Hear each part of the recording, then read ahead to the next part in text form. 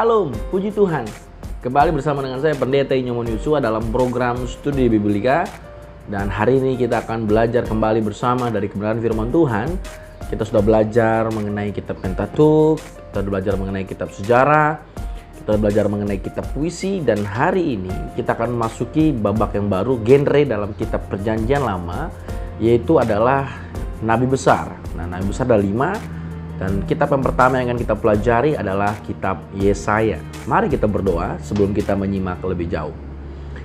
Bapa di sorga, kami kembali datang kepadamu Tuhan. Biarlah Engkau Bapa yang memberikan kami senantiasa kerinduan untuk memahami kebenaran firman Tuhan. Tolong kami supaya setiap kami menjadi umat pembelajar, umat yang gemar belajar firman Tuhan. Hamba-Mu hanyalah alat, biarlah Roh Kudus terjemahkan kepada kami pribadi lepas pribadi. Kami mohon hikmat-Mu untuk memahami kebenaran-Mu. Dalam nama Yesus kami berdoa. Haleluya. Amin. Puji Tuhan. Bapak Ibu sekalian, generasi muda, rekan pelayan, sahabat-sahabat muda dimanapun kita berada, pastikan kita ketika menonton video pembelajaran studi Biblika, kita bawa notes, kita bawa pulpen, buku tulis, terlebih Alkitab yang terutama, supaya kita boleh bertumbuh, kita semakin level up dalam belajar kebenaran firman Tuhan. Nah, hari ini kita akan belajar kitab Yesaya. Ya, salah satu nabi yang luar biasa dipakai oleh Tuhan, dan kita akan belajar lebih dalam. Namun sebelumnya kita juga akan menyimak video dari Bible Study Project. Selamat menyaksikan. Kitab Nabi Yesaya. Yesaya tinggal di Yerusalem pada paruh terakhir periode kerajaan Israel, dan dia mewakili Allah berbicara kepada para pemimpin Yerusalem dan Yehuda. Pertama-tama, dia berbicara tentang penghakiman Allah. Dia memperingatkan para pemimpin Israel yang jahat bahwa akan ada harga yang harus dibayar atas pemberontakan mereka terhadap perjanjian mereka dengan Allah. Bahwa Allah akan memakai kerajaan-kerajaan besar, yaitu Asyur, setelah itu Babel, untuk menghakimi Yerusalem jika mereka tetap menyembah berhala dan menindas orang miskin. Namun pesan penghakiman ini dibarengi dengan pesan pengharapan. Yesaya sungguh percaya bahwa suatu hari nanti Allah akan menggenapi semua janjinya, bahwa Ia akan mengutus seorang raja dari keturunan Daud untuk mengokohkan kerajaan Allah. Ingat 2 Samuel 7, bahwa Ia akan menuntun Israel menaati hukum-hukum perjanjian yang dibuat di Gunung Sinai. Ingat Keluaran pasal 19. Dan semua ini terjadi supaya berkat dan keselamatan dari Allah akan mengalir ke segala bangsa seperti yang telah dijanjikan Allah kepada Abraham dalam Kejadian pasal 12. Dan pengharapan inilah yang mendorong Yesaya untuk berbicara melawan kejahatan dan penyembahan berhala Israel di zamannya. Nah, desain sastra kitab ini cukup rumit, tetapi ada satu cara mudah untuk melihat bagaimana semuanya berpautan. Pasal 1 hingga 39 terdiri dari 3 bagian besar yang berisi peringatan Yesaya mengenai penghakiman atas Israel. Dan semuanya berujung pada sebuah kejadian yang disebutkan di akhir pasal 39. Kejatuhan Yerusalem dan pembuangan ke Babel. Namun di pasal 1 hingga 39 juga terdapat pesan pengharapan bahwa setelah pembuangan, semua janji Allah akan digenapi. Dan pasal 40 hingga 60 berbicara tentang janji pengharapan tersebut dan menjabarkannya lebih lanjut. Dalam video ini, kita akan fokus membahas pasal 1 hingga 39. Bagian besar pertama berfokus pada penglihatan Yesaya mengenai penghakiman dan harapan bagi Yerusalem. Dan itu dimulai saat Yesaya mendakwa para pemimpin Yerusalem yang berontak terhadap perjanjian dengan Allah, menyembah berhala, dan berlaku tidak adil. Maka Allah berfirman, Ia akan menghakimi kota tersebut dengan mengirim bangsa-bangsa untuk menaklukkan Israel. Yesaya berkata bahwa ini akan seperti api pemurnian yang membakar habis semua yang tidak berguna di Israel, untuk menciptakan Yerusalem baru yang dihuni oleh sisa orang Israel yang telah bertobat dan kembali kepada Allah. Dan Yesaya berkata bahwa pada saat itulah kerajaan Allah akan datang, dan semua bangsa akan datang di bait Allah di Yerusalem dan menemukan keadilan Allah, yang membawa era kedamaian dan harmoni universal. Nah, inilah alur cerita dasar Yerusalem lama, penghakiman yang memurnikan menuju Yerusalem baru, yang akan diulang-ulang di sepanjang kitab ini dengan penambahan detail-detail yang semakin banyak. Jadi, di tengah-tengah bagian ini ada penglihatan hebat Yesaya di mana Tuhan duduk di tahtanya dalam bait suci, dan dikelilingi oleh makhluk surgawi yang berseru, "Kudus, kudus, kuduslah Tuhan." Dan Yesaya tiba-tiba menyadari betapa najisnya dia dan umat Israel. Dan dia yakin bahwa dia akan dihancurkan oleh kekudusan Allah, namun ternyata tidak. Kekudusan Allah dalam bentuk bara yang menyala-nyala datang dan membakarnya. Tapi bukan untuk memusnahkan, melainkan memurnikan dia dari dosa-dosanya. Dan saat Yesaya merenungkan pengalaman aneh ini, Allah memberikan tugas yang sangat sulit baginya.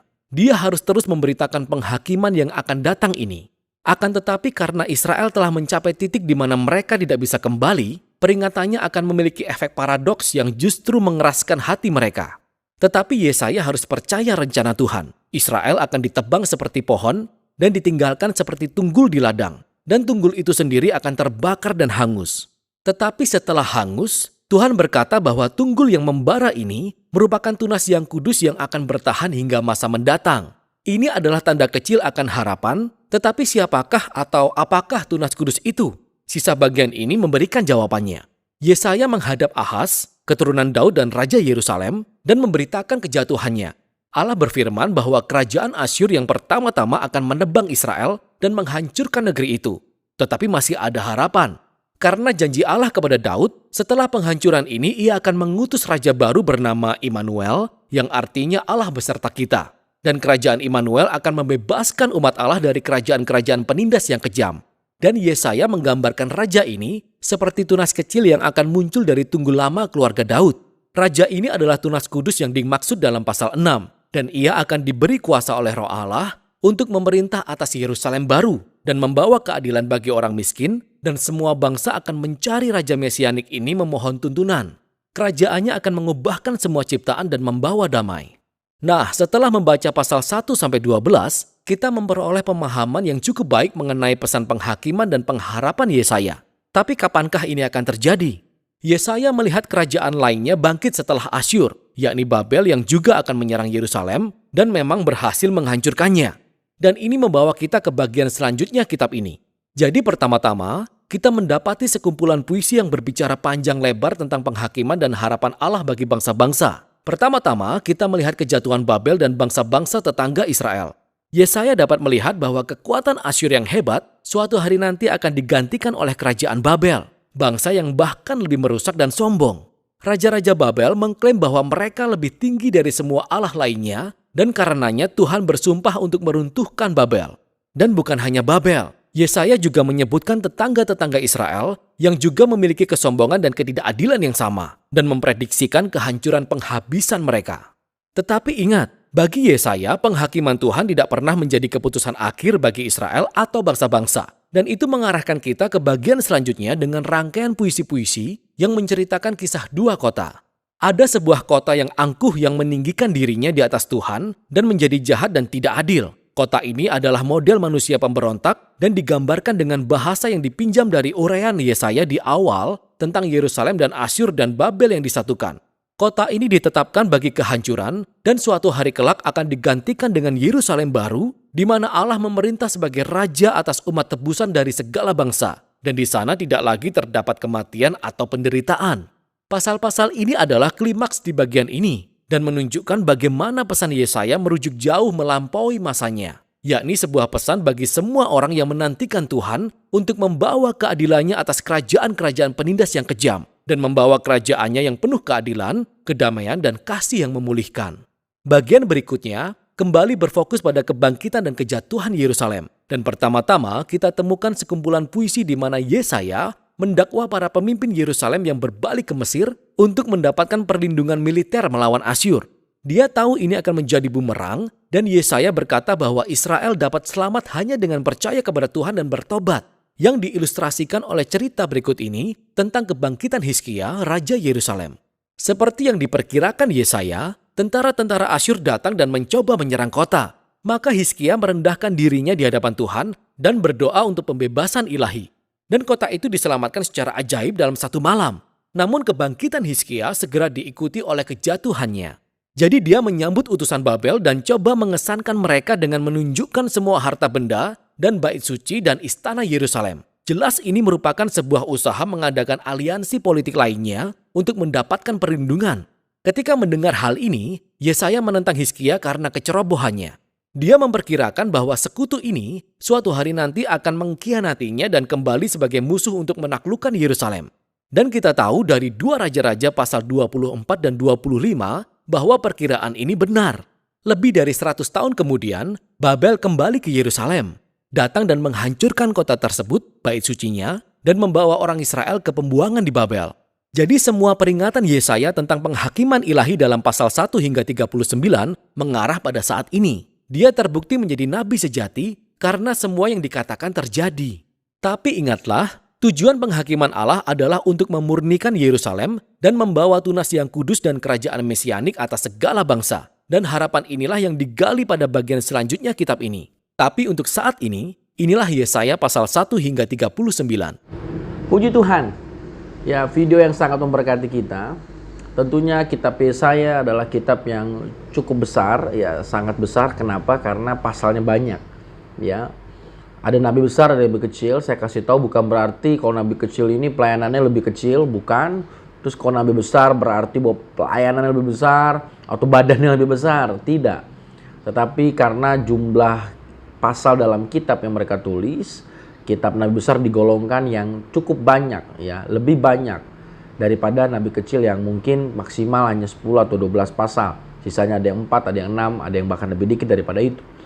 Nah, oleh karena itu pembedaan ini bukanlah untuk membedakan jenis nabi-nabi yang besar pengaruhnya atau kecil pengaruhnya, tidak. Semua nabi yang dipakai Tuhan adalah nabi yang luar biasa, nabi yang hebat, namun juga nabi yang sebagai manusia ada banyak kekurangan. Namun kita bisa melihat di balik kekurangan mereka ada Allah yang sempurna yang menyertai setiap nabi Tuhan yang dipakai oleh Tuhan pada zamannya.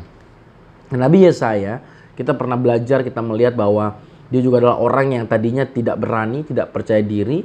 Namun ketika akhirnya Tuhan menampakkan diri kepadanya melalui serafim, yang makhluk ilahi yang begitu dahsyat dan luar biasa, 2 sayap, yang menutup matanya, 2 sayap di atas dan 2 sayap dan selanjutnya, itu adalah sebuah gambaran yang supranatural yang begitu dahsyat dan luar biasa. Saya pada suatu kesimpulan, Yesaya yang tadinya berkata dia najis bibir dan sebagainya, dia berkata bahwa ini aku, utuslah aku. Respon Yesaya inilah, ya, yang menjadi titik turning point Yesaya dari orang yang mungkin merasa tidak bisa apa-apa, tidak percaya diri, ya, orang yang bahkan dia merasa bahwa bibirnya ini suka berkata-kata yang tidak benar, tapi siapa sangka bibir yang tadinya mungkin najis bibir, Tuhan ubah menjadi nabi yang harus menyampaikan kebenaran firman Tuhan. Nah, bicara nabi, nabi adalah penyambung lidah Tuhan, prophet. Nah, bicara nabi berarti adalah dia harus berkata benar apa yang Tuhan sampaikan dan ingin katakan. Tidak boleh lewat, tidak boleh kurang. Ya, itulah nabi. Ya, jadi nabi tidak boleh lewat, tidak boleh kurang dalam kapasitasnya sebagai nabi, sebagai hamba Allah. Dia harus menyampaikan apa yang Tuhan katakan, sekalipun itu bisa menyakitkan raja pada masanya, atau bisa menyakitkan orang-orang atau rakyat pada masanya. Ya, karena pada zaman Yesaya banyak nabi-nabi palsu yang ingin menghibur raja, ingin menghibur rakyat, berkata bahwa disiplin Tuhan sebentar aja kok, cuma 2 tahun. Padahal sesungguhnya disiplin yang diizinkan Tuhan bagi rakyat Israel, bagi umat Allah adalah 70 tahun. Dan orang pengen dengar nabi palsu, pengen dengar, wah ini yang ngomong 70 tahun ini kebangetan nih, masa Tuhan tega banget menghukum. Seakan-akan rasio manusia, nabi Yesaya yang salah, nabi palsu yang benar. Tapi nabi asli harus menyampaikan apa yang Tuhan katakan. Dan waktu yang membuktikan nabi palsu akhirnya ketahuan, karena dia menyampaikan yang manis-manis saja. Tapi nabi asli, nabi Yesaya harus menyampaikan apa yang Tuhan katakan. Nah, memang dalam kitab Yesaya ada banyak teguran, ada banyak peringatan. Dia menyampaikan bagaimana Allah yang begitu penuh kasih, namun juga Allah yang penuh keadilan. Ya, kitab Yesaya juga digambarkan seperti rangkuman Alkitab, ya, karena ada 66 pasal, ya, dan 39 itu seakan-akan PL. Lalu kemudian dari kitab pasal 40 sampai 66 itu seakan-akan bicara tentang pengharapan, tentang nubuat, tentang perjanjian baru. Makanya banyak ahli teologi bilang representatif Alkitab dirangkumkan dalam Yesaya. Ada yang menafsirkan, ada yang berkata demikian. Tapi kita akan melihat secara proporsional saja, ya, dan kita akan melihat bahwa memang 39 pasal di pertama memang begitu cukup tegas, cukup memang sangat strict, sangat keras. Tapi itu harus disampaikan oleh seorang nabi yang bernama Yesaya. Nah, kita akan masuki pada satu pasal yang akan kita bahas pada hari ini secara sederhana, adalah pasal 60. Nah, pasal 60 ini berarti kan tadi saya bilang 39 pasal pertama itu memang berbicara tentang banyak teguran, banyak strict, banyak hal-hal yang memang cukup mendisiplin bangsa Israel. Memang kadang-kadang kupingnya nggak kuat kalau memang dengar khotbah yang keras. Siapa sih yang kadang-kadang dengar khotbah keras kuat? Semua kita seakan-akan memang ditegur, ditemplak, ditampar, dihajar, tapi itu sangat baik sebenarnya. Lalu kemudian Di pasal 40 sampai 60 ya mulai agak banyak penghiburan, bahkan sampai pasal 60 yang akan kita baca hari ini ayat yang pertama ya, dan yang kedua ada berita pengharapan, ada berita anugerah, ada berita kekuatan yang baru, ada berita kasih karunia. Ya, di pasal 60 ayat yang ke-1 sampai yang kedua dikatakan firman Tuhan berkata, "Bangkitlah menjadi teranglah, sebab terangmu datang dan kemuliaan Tuhan terbit atasmu. Sebab sesungguhnya kegelapan menutupi bumi dan kekelaman menutupi bangsa-bangsa. Tetapi," saya senang dengan kata tetapi terang Tuhan terbit atasmu dan kemuliaannya menjadi nyata atasmu. Saya ulangi lagi. Tetapi terang Tuhan terbit atasmu dan kemuliaannya menjadi nyata atasmu. Haleluya. Ada sebuah berita pengharapan di tengah-tengah mereka terpuruk, di tengah-tengah mereka lagi didisiplin oleh Tuhan. Mereka dalam masa mungkin dengan bangsa lain yang dipakai Tuhan untuk mendidik mereka. Siapa sih yang rela sebagai umat pilihan Allah yang benar, namun karena memang kejatuhan mereka, karena memang sikap mereka yang menjauh dari Tuhan, akhirnya mereka dihukum Tuhan. Terus dihukumnya oleh bangsa yang gak kenal Tuhan. Ya pasti waktu mengerjakannya saja bukan soal terjajah secara fisik, secara rohani aja mereka udah kalah mental. Aduh, bagaimana mungkin bangsa yang mendidik kita nih bangsa gak kenal Tuhan. Kita nih kenal Tuhan, kok kita udah dididik Tuhan. Aduh, gak tega. Jadi udah terjajah secara spirit, terjajah secara batinia, terlebih terjajah secara memang secara fisik jelas. Di bawah bahkan pendidikan yang begitu keras, dalam pembuangan. Ya, siapa yang senang dibuang, siapa yang senang didisiplin, tidak ada yang senang. Tapi itu demi kebaikan umat Tuhan. Lalu kemudian ayat 1 pasal 60 dikatakan, "Bangkit dan menjadi teranglah, sebab terangmu datang dan kemuliaan Tuhan terbit atasmu." Ini berita penuh pengharapan. Yang mungkin akhirnya mereka berkata, akhirnya Yesaya khotbah yang begini, mungkin begitu. Tapi ini bukan berarti Yesaya sedang ingin membaik-baikan umat atau dalam rangka Yesaya ingin supaya ada simpati dari umat. Tidak.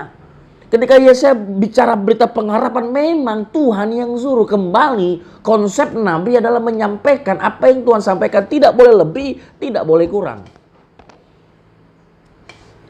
Jadi Bapak Ibu sekalian, sahabat muda, generasi muda, ya, para pelayan Tuhan, guru sekolah minggu, perhatikan bahwa sebagai hamba, sebagai pengajar, sebagai orang yang dipakai Tuhan, sebagai utusan Allah, penyambung lidah Tuhan, tidak boleh lebih, tidak boleh kurang. Tidak boleh berkata yang tidak sesuai apa yang Tuhan katakan. Sehingga ketika Yesaya berkata berita pengharapan pun jangan salah paham, bukan berarti Yesaya sedang dalam ini sedang ingin membaik-baikan orang Israel. Tidak. Jadi jangan juga kita jadi orang yang kalau dengar khotbah keras, wah ini pendeta keras banget. Ketika khotbah yang berita pengharapan, nih pendeta nih khotbahnya baik-baik saja nih, ketawa-ketawa saja, berita anugerahnya nih bablas ini, wah jangan-jangan lagi ada yang pengen disenangi. Nah, kita akhirnya terbanyak kita negative thinking.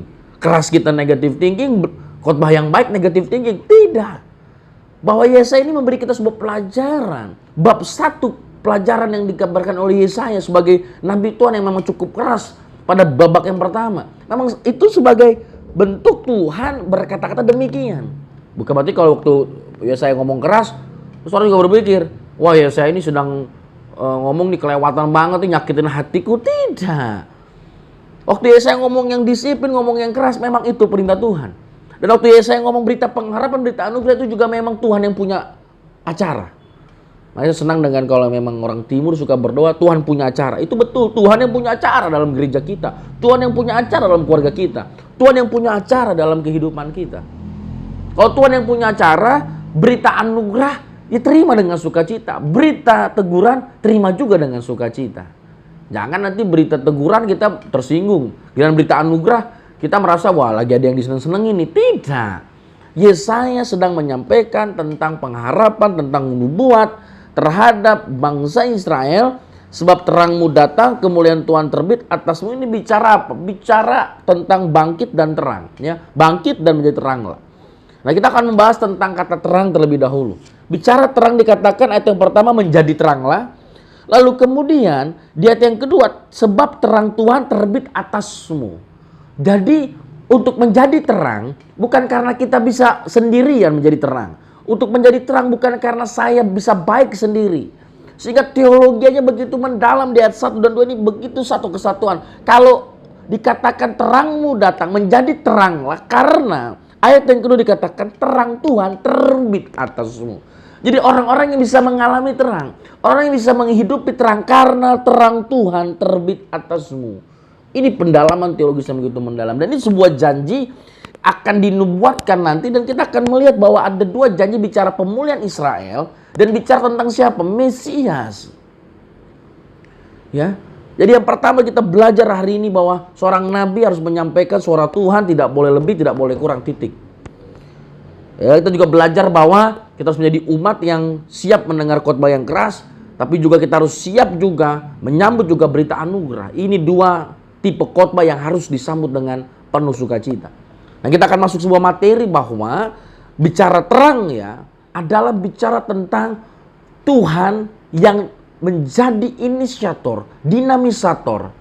Sehingga kalau kita boleh menjadi terang bukan karena saya pengen baik, karena saya pengen dilihat baik, karena saya bisa ada kebaikan dalam hidup kita, tidak. Kalau kita bisa menjadi terang karena terang Tuhan terbit atasmu, yang kita melihat dalam Yohanes pasal pertama, ini kan nubuat, kita lihat penggenapannya. Dalam Yohanes pasal yang pertama kita akan melihat. Dalam kitab Yohanes pasal yang pertama dikatakan firman Tuhan ayat yang keempat dan ayat yang kelima dikatakan demikian. Dalam Dia ada hidup dan hidup itu adalah terang manusia. Ayat yang kelima pasal 1 Yohanes ya. Terang itu bercahaya di dalam kegelapan dan kegelapan tidak menguasainya.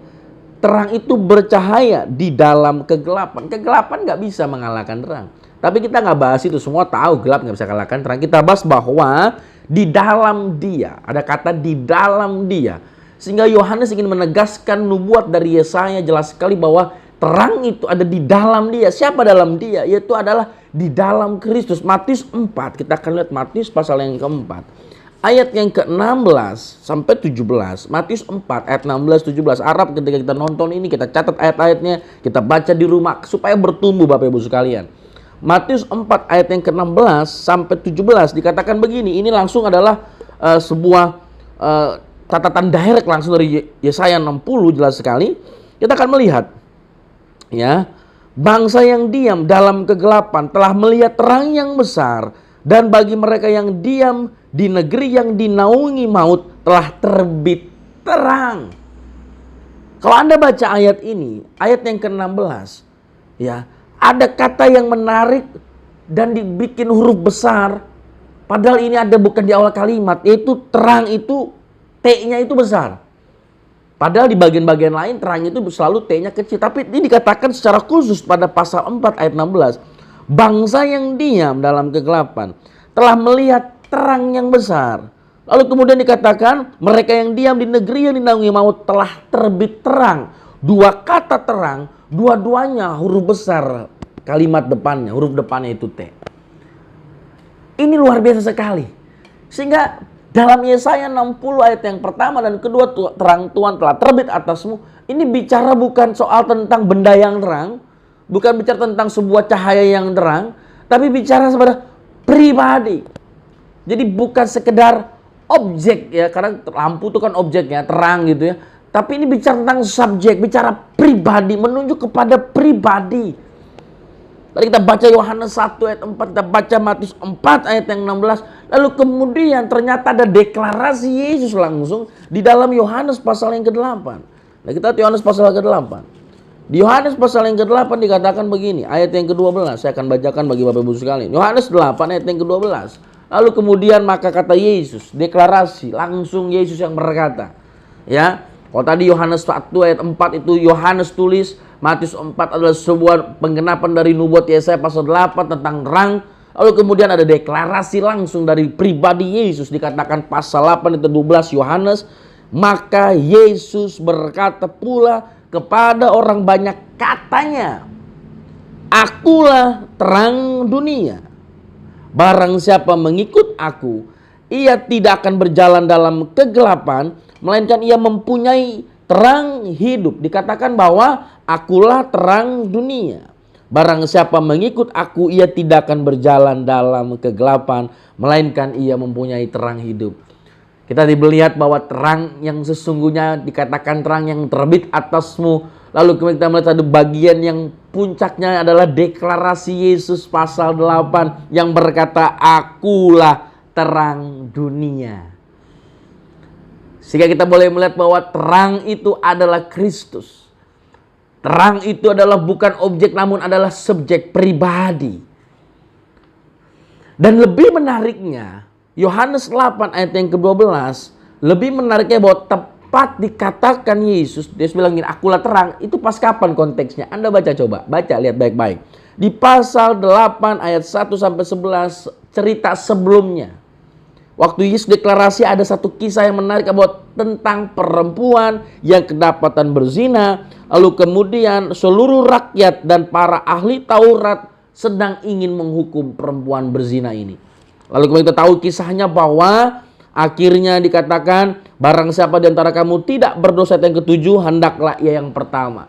Dan kemudian dikatakan bahwa setelah mereka mendengar itu, pergilah mereka seorang demi seorang, ayat yang ke-9. Dimulai dari yang tertua.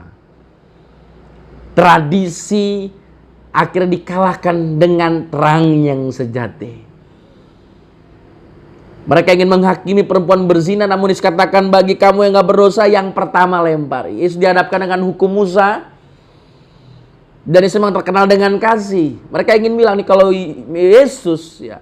Yesus gak pakai hukum Musa, berarti Yesus yang salah. Yesus diperhadapkan, Yesus disidang oleh manusia berdosa. Begitu miris. Ada dua hukum Musa, ada hukum Yesus, begitu ya. Mereka pikir Yesus ini sedang mengadakan hukum yang lain. Tidak.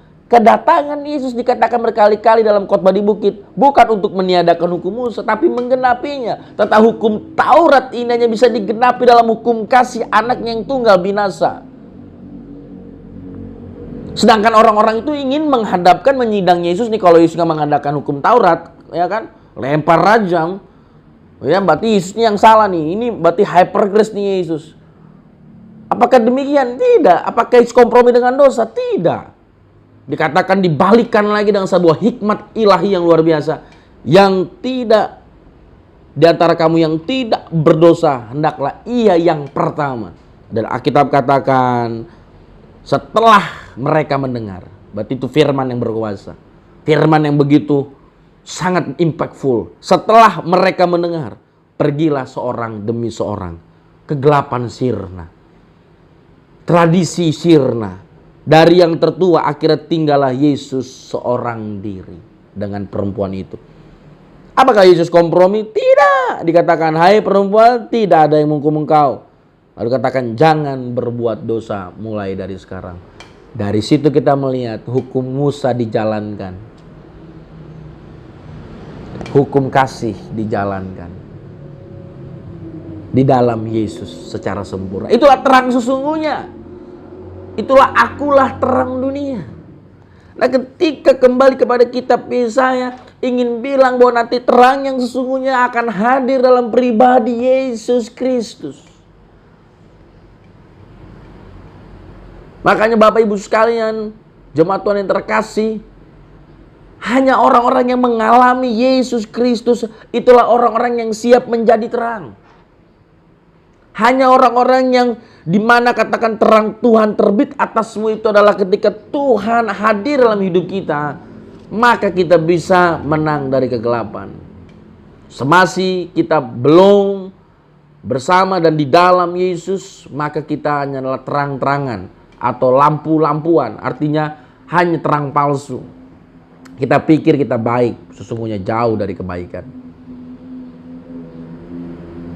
Oleh karena itu Bapak Ibu sekalian, kita melihat terang Yesus.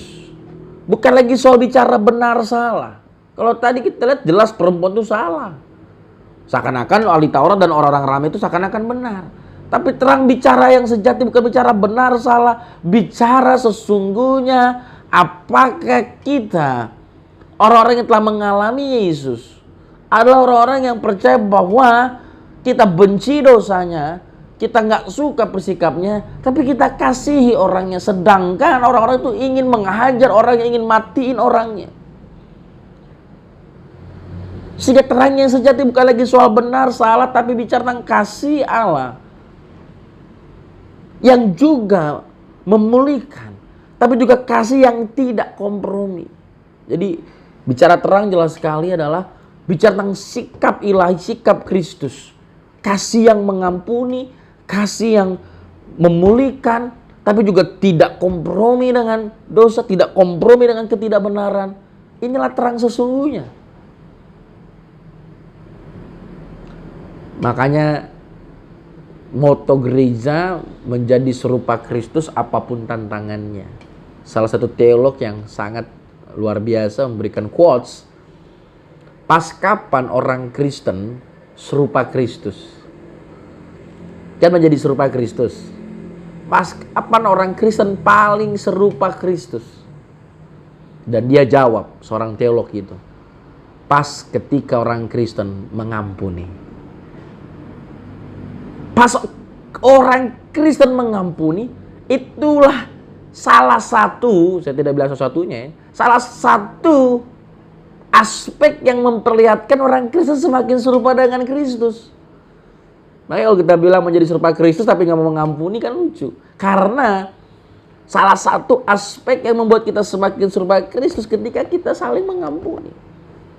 Dan kehadiran Yesus, salib, pengorbanannya adalah untuk memulihkan hubungan yang rusak ini, untuk mengasihi orang yang terabaikan, untuk mengasihi orang yang berdosa.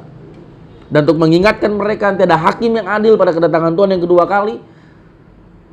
Jadi jangan ambil tugasnya Tuhan nanti datang dua kali. Nanti kedatangan Tuhan dua kali sebagai hakim itu tugas Tuhan. Tugas kita sampai nanti kedatangan Tuhan adalah tugas yang adalah disebut bagaimana kita mau mengasihi sebagaimana Yesus mengasihi. Karena kita ambil tugas Tuhan yang nanti kedatangan Tuhan kedua kali itu tugasnya. Menghakimi. Padahal itu tugasnya Tuhan nanti sebagai hakim yang adil pada kedatangan kedua kali. Jangan ambil tugasnya Tuhan. Dan Tuhan bilang, jangan menghakimi kalau nggak mau dihakimi. Tapi sering kali kita akhirnya bilang percaya Yesus, kita bilang kita mau menjadi serupa Kristus, namun sering kali kita saling menghakimi.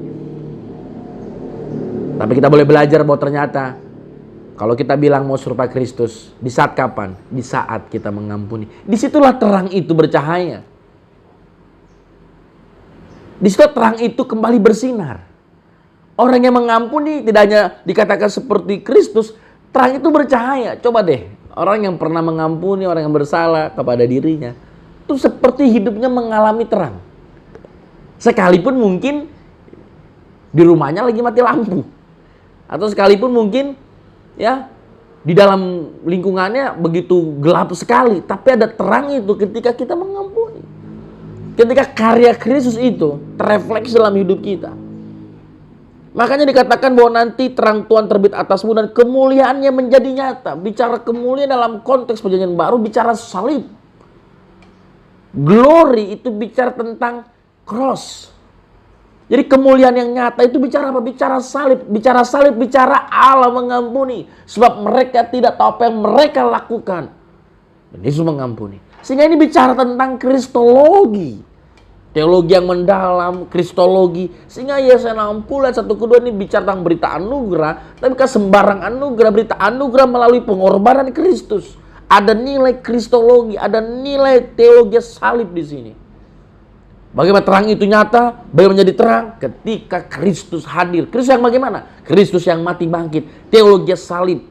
Itulah terang sesungguhnya. Dan di saat apa kita menjadi serupa Kristus? Di saat kita mengampuni.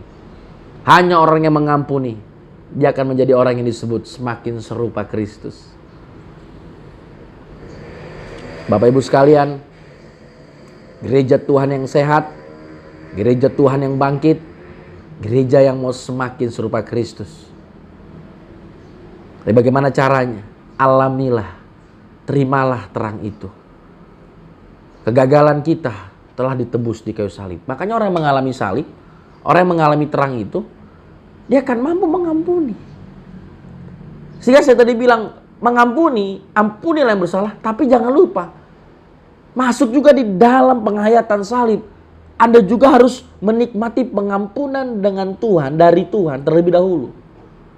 Banyak orang, saya maafin, padahal sebenarnya dirinya aja dia masih merasa gagal, masih merasa belum merdeka.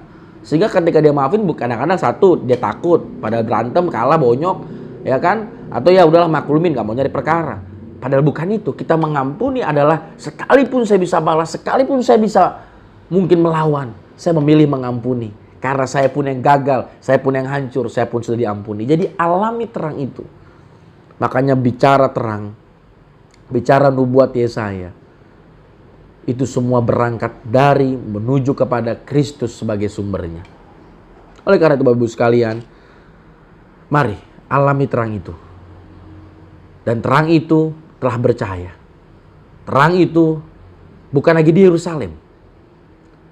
Dalam firman Tuhan, bahkan Alkitab diterjemahkan ke berbagai bahasa. Kita bersyukur kita bisa baca dengan bahasa Indonesia, bahasa Bali, bahasa Medan, bahasa Tapanuli, bahasa Manado. Tapi bukan persoalan bahasanya. Maukah firman itu tidak hanya menjadi bahasa dalam tulisan kertas di sini, tapi firman itu menjadi bahasa dalam hidup kita. Berita anugerah itu kita sambut. Dan hanya orang yang menyambut Yesus, menyambut teologi salib, menyambut sengsara Yesus, dia orang yang mengalami terang. Dan orang yang mengalami terang dikatakan terang Tuhan terbit, artinya akhirnya dia bersinar di sekitarnya. Dalam hal apa? Dalam hal mengampuni. Dan jangan lupa juga bicara terang. Akhirnya kita bisa mengerti jalan yang tadinya gelap, tadinya mungkin tersesat. Tadi kita nggak tahu mau ngapain. Ya makanya orang Kristen jelas mengampuni. Tadi saya bilang salah satunya. Yang kedua adalah hidup bertumbuh. Ya mengampuni jelas, diampuni dan mengampuni. Dasar, diampuni lalu kemudian mengampuni. Tapi jangan lupa, hidup Kristen juga harus growing, bertumbuh. Nah ketika mengalami terang itu, kita nggak lagi hidup bagi diri sendiri. Ketika kita mengalami terang itu, kita nggak lagi sekedar cari duit buat sendiri, tidak. Kita kira punya skills buat sendiri. Ya tidak. Yesaya tadi najis bibir itu berarti dia bibirnya tuh jago ngomong. Tapi tadinya dia sebelum ketemu yang ilahi, yang jago ngomongnya itu hanya buat mungkin senang-senangnya, hura-huranya. Tapi ketika dia berjumpa dengan Tuhan, bakat mungkin jago ngomongnya, mungkin tadinya ngomongnya sembarangan, berubah. Bibirnya yang tadinya untuk menyampaikan isi hatinya, hanya sekedar menyampaikan yang senang. Ketika dia menjadi orang yang mengalami Tuhan, mengalami terang itu, Yesaya menjadi penyambung lidah Tuhan. Skill bibirnya yang tadinya senang menghujat, menjatuhkan, diubah Tuhan menjadi menceritakan nama Yesus. Jadi yang pertama adalah alami kemerdekaan, alami terang itu, alami diampuni dan juga mengampuni. Jelas. Tapi jangan lupa, terang itu juga membawa kita untuk mengerti jalan ke depan. Untuk mengerti apa yang Tuhan berikan, potensi, talenta, karunia. Adalah untuk satu, untuk dipakai bagi pekerjaan Tuhan. Dari tempat ini saya ingin menyampaikan, mari Bapak Ibu sekalian mendengar firman Tuhan hari ini. Segala kemampuan, segala berkat, segala potensi, talenta telah Tuhan berikan. Ingat, harus kembali kepada Tuhan. Bagaimana kita bisa mengerti? Karena kita sudah mengalami terang. Hanya orang yang mengalami terang, dia akan mengerti seluruh potensi hidupku, seluruh apa yang kupunya, hanyalah bagi Tuhan. Itulah artinya orang mengalami terang. Mengalami kemerdekaan dalam diri, dan mengalami hidup yang memiliki tujuan yang kuat. Ya. Kesuksesan sarana, punya uang sarana, sehat sarana, endingnya adalah hidupku bagi Tuhan. Mari kita miliki terang itu dan alami terang itu dan bercahaya dimanapun kita berada. Mari kita berdoa. Bapa di sorga, kami berdoa dan bersyukur buat kebenaran firman Tuhan. Biar melalui kitab Yesaya yang singkat dan sederhana ini, kami boleh belajar tentang nubuat dan penggenapan yang begitu luar biasa. Terlebih biarlah kami menjadi umat yang mengalami terang, karena Yesaya sudah menubuatkan dan Alkitab sudah menggenapkan dalam perjanjian baru. Terang itu adalah Kristus. Biarlah kami mengalami Kristus, mengalami terang. Dan kami mengalami kemenangan. Dan kami boleh menjadi pribadi yang mengampuni dan semakin serupa Kristus. Terlebih ketika kami mengalami terang, kami tidak lagi tersesat. Kami tidak lagi tidak tahu arah dan tujuan. Namun kami memiliki tujuan yang pasti. Semasih hidup adalah hanya untuk memuliakan Tuhan. Seluruh potensi, seluruh berkat, seluruh karunia hanyalah untuk memuliakan Tuhan. Tolong jamah setiap umatmu. Kalau mereka mengalami terang, tidak perlu dipaksa-paksa. Mereka akan mengerti apa yang seharusnya mereka lakukan karena mereka mengalami terang itu. Dalam nama Yesus kami berdoa. Amin. Tuhan Yesus memberkati. Shalom.